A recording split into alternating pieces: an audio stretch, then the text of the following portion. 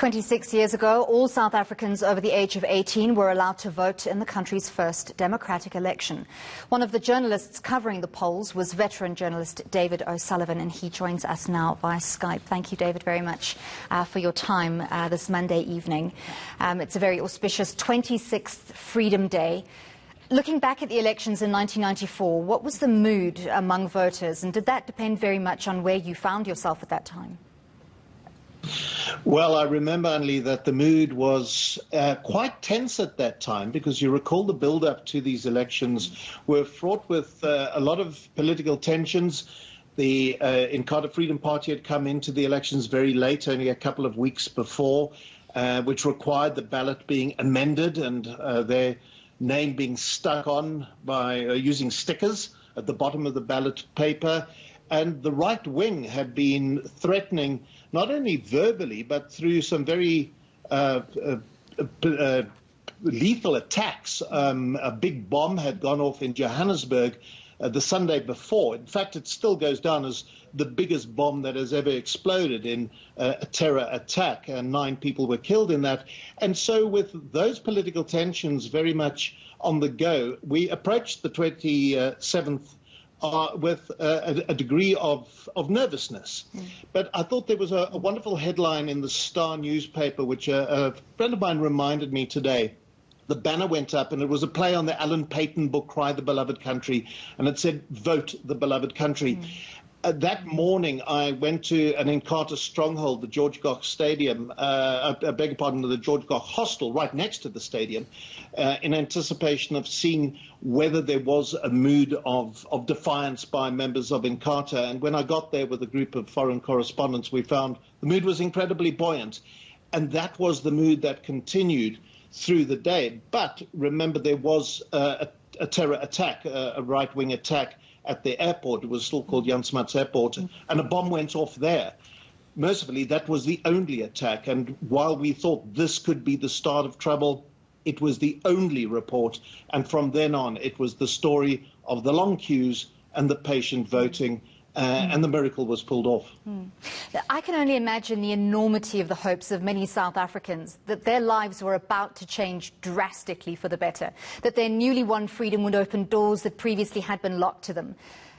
Far too many cases, those doors remain firmly shut, though. Are we too harshly critical of the progress we've made, or are we making those big strides? Well, I always remember that if I was going into a township to go and report on the political strife, I always came out dusty and smelling of wood fire smoke. And when you consider what the townships had in 1994 and in those early 90s and what has happened now, there have been tremendous strides. But of course, because we tend to remember just a few years back, we will always think of the I was going to say billions, but it might be more, that has been lost to corruption and the plundering that has taken place. And so that tends to sully any progress that has been made. And what we have to do is try and reflect on what we were like in 1990, in those early 1990s, where political violence was claiming 500 lives a month. It was a dreadful place. We were on the brink of civil war over and over again.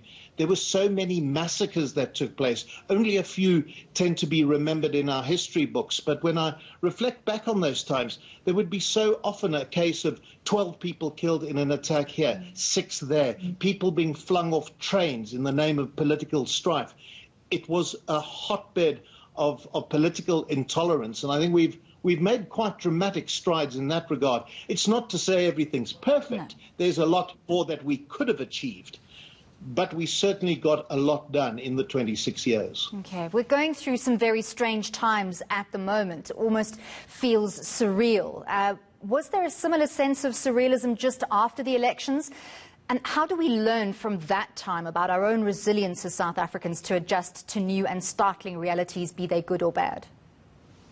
Well, I think this is the most surreal time that we've ever been through. I don't recall this level of uncertainty. We just don't know how this is going to play out.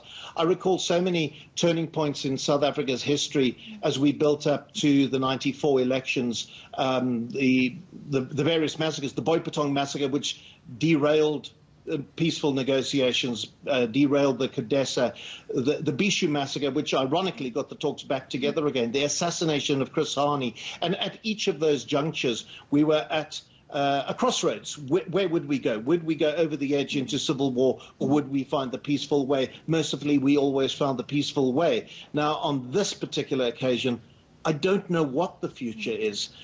None of us know what the future is. And I think this is, in our history, the most surreal time that we've been through. Thank you for your participation. That was veteran journalist David O'Sullivan, talking to us about his memories of Freedom Day, the elections 26 years ago.